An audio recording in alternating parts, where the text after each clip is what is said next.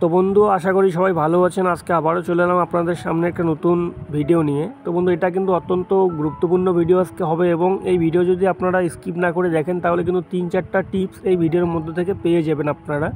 তো দেখুন বন্ধু, আমার কাছে রয়েছে Z170F-এর 2টি লাইনার পিস্টন সেট, অরিজিনাল এবং ডুপ্লিকেট। তো বন্ধু এগুলো কি করে চিনবেন এই ভিডিওর থেকে কিন্তু আপনারা একদম ইজিলি শিখতে পাবেন। তো বন্ধু ভিডিও একদমই স্কিপ করবেন না, এবং বন্ধু চ্যানেলে যদি নতুন হয়ে থাকেন অবশ্যই সাবস্ক্রাইব করবেন, লাইক এবং শেয়ার করবেন। তো বন্ধু যেটা দেখতে পাচ্ছেন এটা কিন্তু RS গোল্ডের অরিজিনাল ব্র্যান্ড রয়েছে।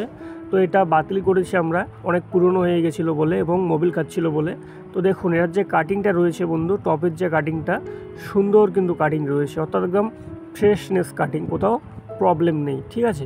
তো বন্ধু এবার যদি দেখা যায় RS গোল্ডের যেটা ডুপ্লিকেট রয়েছে, তো দেখতে পাচ্ছেন এখানে আমি মার্ক করে দিয়েছি যে এর প্রবলেমটা কোথায়।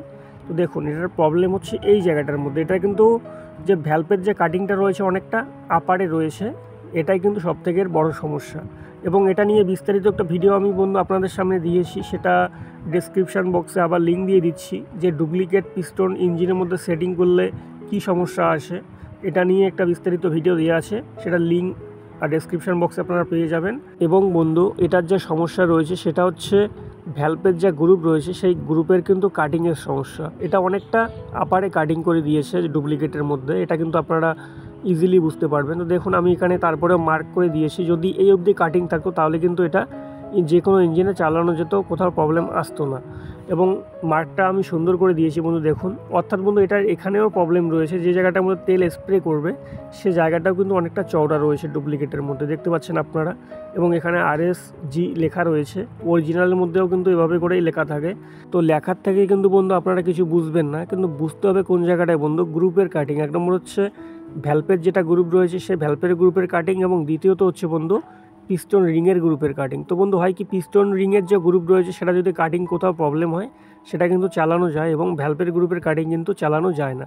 তো বন্ধু এটা দেখতে পাচ্ছেন এটাও সেম এই ব্র্যান্ডই রয়েছে, RS গোল্ডের ডুপ্লিকেট একটি ব্র্যান্ড। তো এই ব্র্যান্ডটা এক মেকানিক বন্ধু করেছিলেন কি, উনি অরিজিনালের নাম করে ডুপ্লিকেট ব্র্যান্ড লাগিয়ে দিয়ে উনি পালিয়েছেন বলতে করেছেন কি বন্ধু, এক ইঞ্জিনে 5 বার ঘেমেছেন কিন্তু ইঞ্জিন সঠিক করতে পারেননি।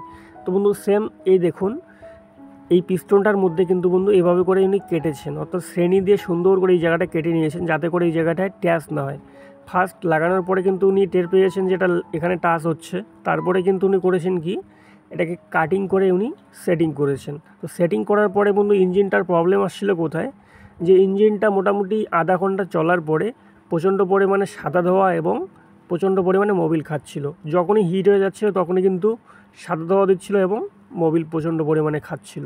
তো বন্ধু প্রবলেমটা কী জন্য এইটা বুঝতে হবে বন্ধু।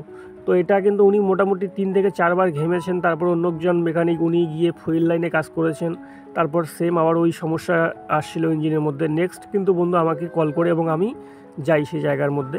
তো যাওয়ার পরে কিন্তু বন্ধু ফার্স্ট আমি ফলো করি হচ্ছে এর ফুয়েল লাইন, অর্থাৎ তেল লাইন। তো তেল লাইনের মধ্যে কোথাও সমস্যা খুঁজে পাইনি, এবং তারপরে ফলো করি কম্প্রেশন লাইনের মধ্যে। তো কম্প্রেশনে কোথাও প্রবলেম ছিল না, যেহেতু ইঞ্জিনটা ঠান্ডা ছিল মোটামুটি, তো সেই সময় কোথাও প্রবলেম ছিল না। তারপরে উনি বললেন দাদা আপনি একটু বসেন, আমি ইঞ্জিনটা স্টার্ট করি। তো মোটামুটি যখন আধা ঘন্টা হয়ে গেল তারপরে কিন্তু সেম এভাবে করে প্রবলেম শুরু হয়ে গেল, যে সাদা ধোয়া দেওয়া শুরু করলো, আপ ডাউন শুরু হয়ে গেল, এবং হলো কি এত পরিমাণ গ্যাস করা শুরু হলো ইঞ্জিনের মধ্যে, নতুন লাইনার পিস্টন তারপরেও। তাই ইঞ্জিনটা আমি করলাম কি বন্ধু, ফার্স্ট আমি কিন্তু খুলে নিলাম যে দাদা আপনার ইঞ্জিনের মধ্যে অবশ্যই কোথাও প্রবলেম রয়েছে, যেহেতু ফুয়েল লাইনে সমস্ত কিছু নতুন ছিল, এলিমেন্ট প্লাঞ্জার, ডেলিভারি ভ্যালভ এবং আপনার নজেল প্লাঞ্জার। তারপরে বন্ধু আমি ইঞ্জিনটা খুলে দেখি যে এর লাইনার এবং পিস্টন ডুপ্লিকেট। তো সেটা বুঝলাম বন্ধু কি করে, দেখুন এই জায়গাটা উনি কাটিং করেছেন 1 নম্বর। দ্বিতীয়ত লাইনারটা যখন বের করলাম তখন দেখি লাইনারের মধ্যে কোথাও লেখা নেই যে এটা এই কোম্পানির প্রোডাক্ট রয়েছেন, কোনো কোম্পানির লোগো এবং নাম দেয়া নেই। এবং বন্ধু দেখুন যদি এটা আমরা একটা পুরনোর সঙ্গে মেলাই, অর্থাৎ যেটা অরিজিনাল রয়েছে RS গোল্ডের, তো এখানে দেখুন বন্ধু এই কাটিং জায়গাটার মধ্যে দেখুন যে কতটা ডিফারেন্ট রয়েছে, এটা দেখতে কতটা কালো কালো ভাব, এবং এটা কিন্তু একদম ফ্রেশনেস রয়েছে, যেটা অরিজিনাল দেখুন এখানে ফ্রেশনেস রয়েছে, এটা কিন্তু গর্ত রয়েছে। অর্থাৎ বন্ধু একটা পিস্টন তৈরি হয় অ্যালুমিনিয়াম অ্যালয় দিয়ে, যাতে করে সঠিক হিট সহ্য করতে পারে ইঞ্জিনের মধ্যে, সে যত টেম্পারেচার হোক না কেন এ সহ্য করবে। এই জন্য কিন্তু অ্যালুমিনিয়াম অ্যালয় ব্যবহার করা হয়েছে ইঞ্জিনের পিস্টনের মধ্যে। এবং বন্ধু ইঞ্জিনের লাইনার তৈরি করা হয় কাস্টিং মেথড দিয়ে, যাতে করে সেই লাইনারও সমপরিমাণ হিট সহ্য করতে পারে। তো বন্ধু এই ডুপ্লিকেটগুলোর মধ্যে হয় কি, প্রচণ্ড যখন হিট হয়ে যায়, যখন টেম্পারেচার মোটামুটি হাই হয়ে যায়, তখন কিন্তু এটা হয় কি অপসারিত এবং প্রসারিত হয়। তো বন্ধু হয়েছিল কি এই ইঞ্জিনটার প্রবলেম, এবং ডুপ্লিকেটগুলো যেটা বেসিক্যালি প্রবলেম দেখা যায় শুধু এই ইঞ্জিনে না, এভরিথিং ডিজেল ইঞ্জিনে ডুপ্লিকেট পিস্টনগুলি অপসারিত হয়ে যায় এবং লাইনার তার সঙ্গে সঙ্গে প্রসারিত হয়ে যায়। অর্থাৎ বন্ধু যখন ওভারহিট হয়ে যায় ইঞ্জিন, তখন সেটা কিন্তু এই ডুপ্লিকেট প্রোডাক্টগুলো আর সহ্য করতে পারে না, সেই জন্য কিন্তু ইঞ্জিনের মধ্যে প্রবলেম চলে আসে। তো হলো কি বন্ধু, টেম্পারেচারটা আপনার ইঞ্জিনে হাই হয়ে গেল, তখন কিন্তু এর যা বোর্ডটা রয়েছে পিস্টনে সেটা কিন্তু কমে গেল, অর্থাৎ বন্ধু এটা অপসারিত হলো। এবং বন্ধু লাইনারটা হলো কি, সেই হিটটা কিন্তু সহ্য করতে পারলো না টেম্পারেচারটা, তো তখন কিন্তু সেটা প্রসারিত হয়ে গেল, অর্থাৎ তখন কিন্তু পিস্টনিং আপনার সঠিক কাজ দেবে না। তো এটার কিন্তু সেম প্রসেসটা এটাই হয়েছিল, যার জন্য কিন্তু এটা আমাকে বাতিল করতে হয়েছে। তো প্রবলেমটা যখন আমি নতুন আবার লাগিয়ে দিই অরিজিনাল ব্র্যান্ড, তখন কিন্তু প্রবলেম সলভ। অর্থাৎ বন্ধু এই ডুপ্লিকেট প্রোডাক্টগুলো সঠিক হিট সহ্য করতে পারে না, অর্থাৎ ইঞ্জিন যখন টেম্পারেচার হয়ে যায় মোটামুটি আধা ঘন্টা পর, সেই টেম্পারেচারটাকে এরা সঠিক সহ্য করতে পারে না, যার জন্য কিন্তু ইঞ্জিনে প্রবলেম চলে আসে, এটা বুঝে নিতে হবে। এবার বন্ধু দেখুন, এখানে আরএস গোল্ডের অরিজিনাল প্রোডাক্ট আছে এখানে। তো দেখতে পাচ্ছেন এখানে বন্ধু 1 নম্বরে আরএস গোল্ডের লোগো দিয়ে রেখেছে এবং সুন্দর করে খোদাই করে লিখিয়ে দিয়েছে এটা আরএস গোল্ডের ব্র্যান্ড। তো এটা নিয়ে দেখলেই বন্ধু আপনারা বুঝতে পারবেন যে এটা অরিজিনাল ব্র্যান্ড। অর্থাৎ বন্ধু এখানে কোম্পানি খোদাই করে দিয়েছেন যাতে করে এটা ডুপ্লিকেট না হয়। কিন্তু যেটা ডুপ্লিকেট রয়েছে বন্ধু, যদি সেটার সঙ্গে আমি এটা একবার মেলাই, তো দেখুন যদি মেলাই তাহলে এটা একদিক থেকেও কিন্তু সঠিক মিলবে না। তো এটা এত পরিমাণ হালকা এটা রয়েছে বন্ধু, যে হালকা বলতে কি, এটার যে লোহাটা ব্যবহার করা হয়েছে অর্থাৎ বন্ধু কাস্টিং মেথড, সেটার পরিমাণ কিন্তু অনেকটা কম রয়েছে এটার মধ্যে, যার জন্য কিন্তু এটা অনেকটা হালকা, এবং যেটা অরিজিনাল সেটা কিন্তু অনেকটা ভারী, এটা কিন্তু বুঝে নিতে হবে।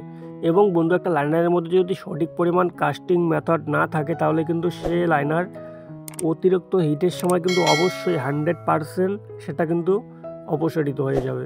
এবং পিস্টনে যদি সঠিক পরিমাণ অ্যালুমিনিয়াম অ্যালয় না থাকে, তাহলে পিস্টন কিন্তু হিটের সময় অপসারিত হয়ে যাবে এবং প্রসারিত হতে পারে হিটের সময়, এটা কিন্তু বন্ধু মাথায় রাখতে হবে। তো এই জন্য যে কোনো প্রোডাক্ট আপনারা যখন নেবেন, তো আপনারা যাচাই করে নেবেন, এবং যে কোনো প্রোডাক্ট যখন ইঞ্জিনে ইনস্টল করবেন বন্ধু, ফার্স্ট কিন্তু এভাবে করে পুরনোর সঙ্গে মেলাতে হবে।